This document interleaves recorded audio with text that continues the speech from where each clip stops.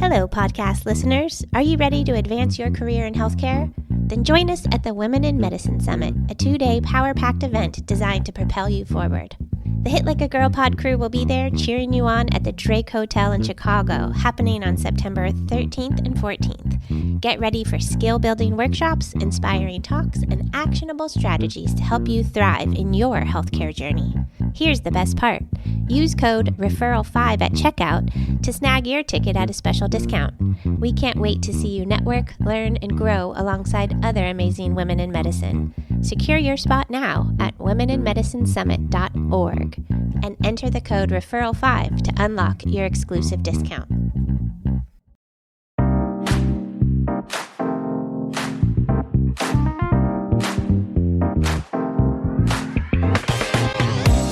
Hello there, and welcome to the Hit Like a Girl podcast. My name is Joy Rios. This is a show where we talk about the million-piece puzzle that is all things healthcare, and where each one of our guests gets to come on and share their piece of the puzzle. So I'm really excited to bring on today's guest, Angela Jonsson. Can you please take a moment to introduce yourself and tell us about the piece in the big healthcare puzzle that you hold on to? Awesome. So yes, my name is Angela Jonsson. I am the Vice President of Public Affairs, Corporate Strategy and Communications at Canada Health Infoway, and also wear another hat as Chief of Staff. So it's an exciting role. At Infoway, what we do is connect systems. So ensuring that each of our systems are able to talk to one another in a clear and concise way. And so that is what we're after. Is that one of those where you're trying to get different pieces of is interoperability, but is it interoperability among technology systems, or is it other types of stakeholders? So it's interoperability as it relates to ensuring that EMR, for example. So if you were to, the best way to explain it is that if you were to go to a hospital and you had previously gone to perhaps a walk-in clinic to get some information, and then 2 days later rushed to the hospital, that information would be transferred. So when you arrived at the ER and perhaps you were incapacitated, unable to, for example, get information or say what you're allergic to, that information would pop up on the screen and they would be able to see where you had been before. In lots of parts of Canada and in some province, they are interoperable, but in most cases, that's not always happening. And so it's really making sure that each of those systems can talk to one another and to bring it back to the patient so that they can actually see how that forward. And you've been with the organization for how long? 5 years, actually. It's almost my anniversary. So yes, 5 years. I'm curious to know what kind of change or advances you've seen in your time with Infoway. Yeah. So you know what? I think healthcare is one of those spaces that is always changing. So I think much like politics, they say a day is a week in politics, anything can happen. I often feel like that about healthcare, that there's always something going on. There's always something transitioning. I think that COVID really changed things for a lot of people, but we also became a bit more sexy in lots of ways, right? Is how are those systems connecting? Where is all of this data being stored? How is it being stored? How are we communicating with one another? And so I think the digital world, and lots of folks would agree, is that it became exciting. Before, I think we were fighting to be the cool kid. But after COVID and during that piece of during COVID, it was like, oh, now we have to actually do virtual appointments. We have to make sure that we have systems that are able to transfer information without being in person to do that. Luckily, we're now in a position where we can do both.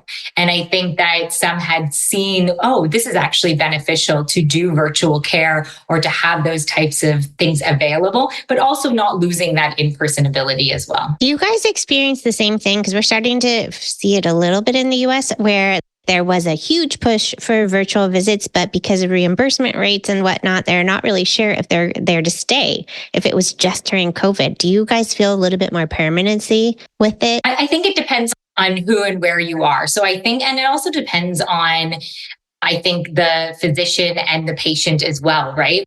What is it that actually needs to be addressed in the circumstance? I can speak from personal experience that my current family doctor does offer virtual visits, but also offers in-person visits. And so it becomes a bit of a preference. I'm not seeing that there's necessarily one going one way or the other. I think there was a bit of that, Joy, to be honest, where everyone was like, wait a minute, now I want to be in person because I couldn't be in person. And I think that sort of happened with folks as they were also trying to get back outside, so to speak, of, oh, wait, I can do things in person. I want connection. I want to see my doctor in person. I want to do all of these things. And so I think there was a bit of a opposite reaction to what happened in COVID. And now I feel like it is starting to balance out and making sure that it's just fair and equitable across the board, because there are a lot of circumstances in virtual visits that I often think folks that, in rural parts of our country or more remote, virtual care really offers that opportunity to have that fair and equitable care that they otherwise may not be able to have in person. One of the other use cases, I think, for virtual care is people that honestly, families, when you have a lot that you're juggling and you've got kids and appointments and schools and all of if you can just talk to a doctor virtually without interrupting your entire life and still being able to manage the million things that are going on as an individual or who are perhaps working and also taking care of their family. I feel like that's something that once we've experienced it, it's really hard to go back. I totally agree. I think in the sandwich generation, some of my colleagues are talking about that, is that it does make it easier, right? Because you have kids and you have, perhaps you're taking care of your parents or other elderly folks in your family. And how can you possibly do it all by working full time and doing this, taking a full day off is not possible for a lot of people. And that's also not, especially in this economy, I think you need to be very mindful of that and what that means for people as they're taking care of those loved ones. I also think it's interesting too, because I think that brings up a good point that, for example, having medication and being able to look at what was recently prescribed for perhaps your mother that is not able to do that. So you're joining on these appointments and that you're available for those things, as well as healthcare, right? If you wanted to see your record as a patient, it's sometimes difficult in Canada to be able to get that. Oftentimes you're paying, you're doing all sorts of things. But through an interoperable system, if everything is talking to one another and the systems are talking, then you're actually able to have that at your fingertips, similar to how you have your banking information with those privacy and all those things intact. So I do think it offers a wide range of benefits. And I think that we have a very savvy generation. We use computers and our phones for everything, right? So why not healthcare too? I also imagine you guys are dealing with a ton of stakeholders. So you're help me understand your organization. It's a nonprofit that's federally funded, but in order to make sure that both payers, patients, and the healthcare system are all connected and talking to each other. Do I have that correct? You do? Yeah, that was great. You can take my job. I'm going to go into podcasting and you can take over. What do we Freaky Friday? We can switch. I think you do a lot better than me, to be honest. I think that your job is pretty difficult, and I don't know that I would want to step into your shoes. It sounds like it's a lot. What is your day-to-day like? How do you work on projects? Are you in meetings all day long? Are you in a government office? What is it like connecting all of these different stakeholders for you? So for me, it's a bit different because I come from a background of public affairs, of communications. And so essentially my job is to take what a lot of our experts are doing, our subject matter experts in the field, when they're talking about standards like fire and HL7 and all of those things are super vital. If you asked me to go in and start talking to you about standards, I wouldn't be able to. But my job is to understand what it is that they're saying and then be able to communicate that out. And there is lots of a translation in some ways of, I always say, would my grandmother understand what it is that we're trying to say? And so I think that kind of goes to your question of there's so many stakeholders. How do we go out? How do we communicate? And that is vitally important. And I would say my day-to-day, no day ever looks the same in my world.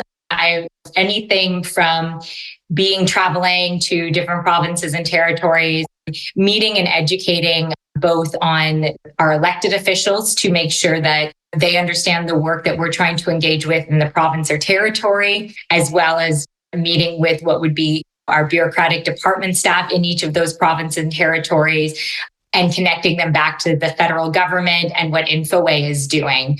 And just to go back to Infoway's role, it's a very unique role. We are a pan-Canadian health organization and sit between the federal government and the provinces and territories. And so oftentimes there's so many different stakeholders that we do have. And so it's very important that we cater in that way. But that is our unique role that sits there. So no day is the same for me. And I think similarly to my background, no day has ever been the same in my life. So but that's great. That's actually like the best way. I'm sure it's not rote. You're just like, okay, I know exactly what's going to happen today. But in a way, that's exciting. Exactly, for sure. I'm curious. First of all, I think you'd make a great podcaster. Thank you. I'll keep your name because I think it has a better ring to it. So. Yeah. But I think that's what you brought up earlier about trying to bring information to the policymakers. And that's something that's like of acute interest to me, because I think that, okay, how a lot of people are in the government, they may not necessarily understand the bills that they're signing fully, and like how that they impact the community and patients and everyday people. And so is that your job, to help translate, okay, this is the decision that we need to make. Here's why we need to make it. And here's why your support matters so much, but not quite in a lobbying type way, in a, I don't know, I'm going to say do-gooder type way. Yeah, in a more of an educating way, is to say, hey, this is what's happening in your province or your territory, or this is even what's happening federally. Like, we get funded by the federal government. Sometimes even elected officials won't even be aware of what exactly that means or the role. As governments are large, there's lots of organizations, there's lots of arm's length, there's what we call Canadian health organizations, et cetera.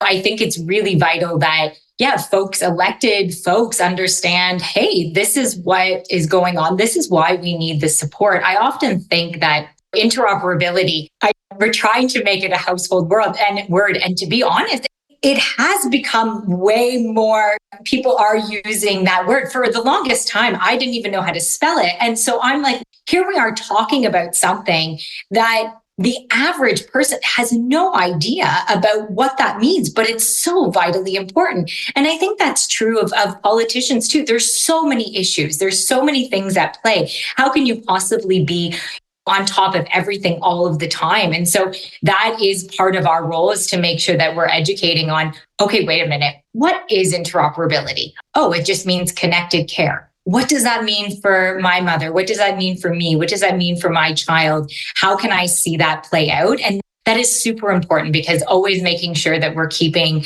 the patient, we're keeping that human being at the focus of it.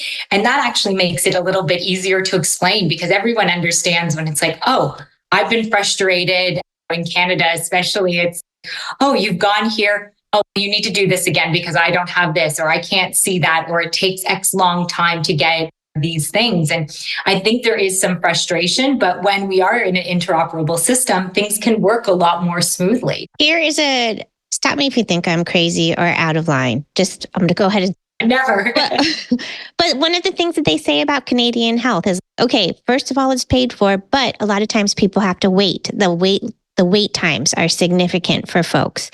Does the interoperability quicken that up? Does it make it faster? Would it allow for more patients to be seen in a more timely manner? So I think we have a great healthcare system in Canada.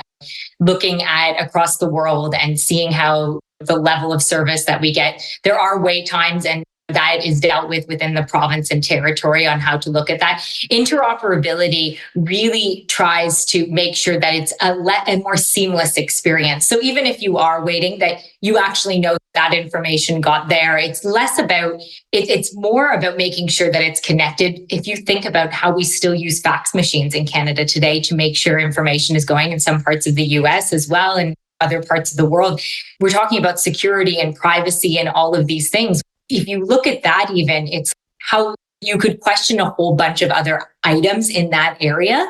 But I really think that interoperability helps to make it a more seamless process for the patient, so they can have all of their records. They know exactly what's going on. They can speak to their physician about what is in their records, so they're not confused. No one's Googling to wonder, what does this mean? There's always those concerns, because I would imagine, I'm not a physician, but being a physician, if all of a sudden, here's your whole record, what does that mean? What happened? All of those types of things that we need to make sure that are communicated in the right way. So I think it's about finding that balance, but I think interoperability definitely makes it a more seamless experience for the patient. For me, in layman's terms, I'm like, that connects the timeline. So whether you saw somebody 3 years ago or 20 years ago, and then you have an appointment next week, that information is available to you. And I don't think any of us have that or have had that. Like that's the future, or hopefully the future is now, but that's what we're working on. And I think you could be very savvy in the healthcare space and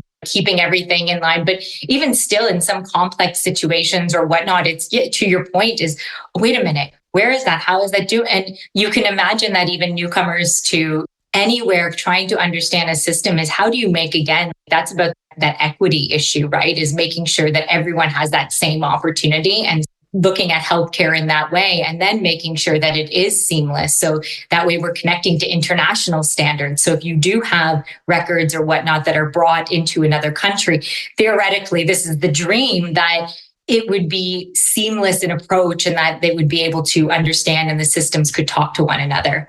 That's a dream. That is a pipe dream. That I know we're not quite there yet. And I can speak from experience. I've just had my first healthcare experience in Mexico, and it is so different than the US in both good and bad ways. I'm just like, not very much like technology to be spoken for, but certainly in the terms of EHRs or patient portals, I don't have access to any of that, or like digital access to my labs. However, I had a doctor come in and talk to me for an hour and a half. And she literally said, I want to know every boring detail about what happened. Don't leave anything out. And I'm like, in the US, we get 15 minutes. So try to get all the boring details in. It's going to be nearly impossible.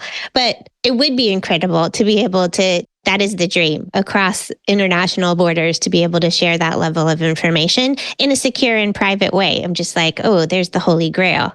So how do you get to interact with the privacy and security aspects of that? Is it more in communication, or how deep in your knowledge set do you have to be? So I would say, for me, we do have subject matter experts that are dealing with that privacy and security, looking at that to help inform what is happening in provinces and territories, so that they're able to have legislation, they're able to look at what that means to ensure that a patient's record is kept private, and you have that opportunity to either opt out of a situation if that's not what it is that you're looking at. And there is legislation right now that is forward to the Canadian government federally to look at, similar to the CARES Act in the US, where it allowed for that interoperable system. And that is exciting in and of that. And I think that we're all trying to get by the best that we can. And your story actually reminded me of a situation in which I remembered hearing from one of our patient partners, an Indigenous patient partner, and she had not always been treated well in the hospital and things like that. But when someone had come in and actually took time to talk to her and understand where she comes, they understood more of why she wanted to do what she wanted to do. There was a different aspect and look to her care and that actually honored more of where she was coming from. And these are the types of things that, whether it might not be in the record entirely, but there could be things that could be captured in that way that can always help to make that a full experience for the patient. Absolutely. And I think that just at the core, it's relationships, right? And to feel seen, and to be seen, literally feel seen by your doctor or your healthcare staff, of just, okay, I'm not just a number, I'm not just a cog in this wheel, you're not just trying to get me out the door. You care about my health and well-being, and hopefully we all live happily ever after to the best of our ability. Yeah. At the end of the day, everyone just wants to be seen, right? And everyone does want to feel like, oh, I matter in this moment, as they do and as they should. And so I think that is probably the most important thing. And so while yes, we're talking about interoperability, we're talking about connecting systems and making sure, but at the end of the day, that is actually helping the patient to be able to see that more fully. And I think too, even learning from examples in Mexico where you were, it really makes me think that oftentimes, and this is why I encourage people to travel and do things like that because we're so often in our own mind, right? You are somewhat constricted in how you think. And oftentimes people have dealt with these things. There are other solutions that perhaps are there that we just haven't looked outside because we're too busy. And I really think that can give a new way of looking at things, how you felt. I didn't have this, but I had that. And that really made me feel good and different about it, right? And so oftentimes I think that those are really good learning experiences and can help broaden by learning from other people. We don't necessarily have it's not necessarily the right answer, right? I don't know everything that's going on. Neither do our SMEs, neither does I would argue that no one, we have to share and we have to learn from each other. And so that's what I think is great. I would echo that 1,000,000% because I think, and that's part of the reason for having this podcast is like to allow to see more, right? And learn more from people that we don't get to see as much and get out of our own headspace. Hey, I see the same thing over and over. So that's what I think is possible. It's hard to imagine what's possible if you're only seeing one thing. You're like, there's 1,000,000 other things that could be possible and could be perfectly great. And I love the idea of being able to imagine like it could be so much, maybe it's not exactly as I want, but it could be even better because I can't even imagine it yet. So what is meant for me is something that I can't even picture yet. And how cool is that? It's so true.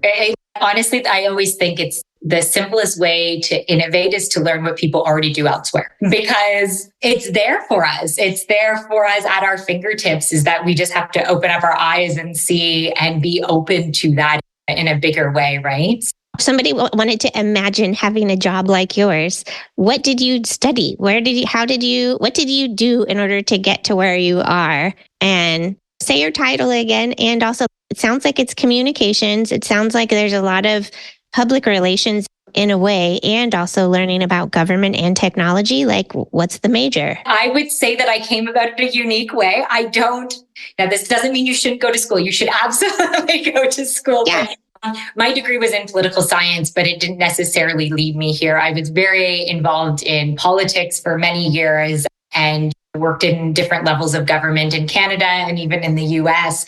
And seeing that actually made me want to make change. I think that I really got more interested in healthcare after I was working at the Toronto District School Board and looking at what breakfast and lunch programs are for students that are coming in that are not having that and how that impacts learning. And so that kind of started in that health realm. And then I worked at the Ontario Medical Association, which represents all the physicians in Ontario, in an advocacy and government relations role.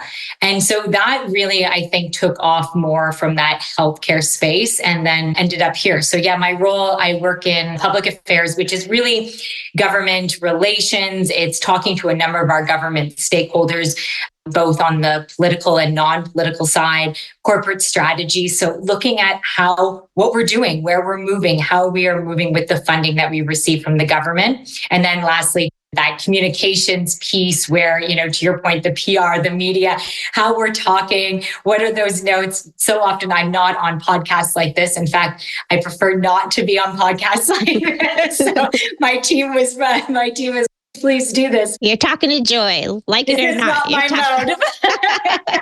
This is why I'm like, oh yes, we all need to travel. We need to learn. I have all these exciting ideas. I don't think there's one way to ever get to a career. I think you just have to really be passionate and be open and see what the world has to offer, because I think that's how I become better or try to be better every day. So, well, Angela, thank you so much for sharing your professional journey with us and all the good work that you're doing.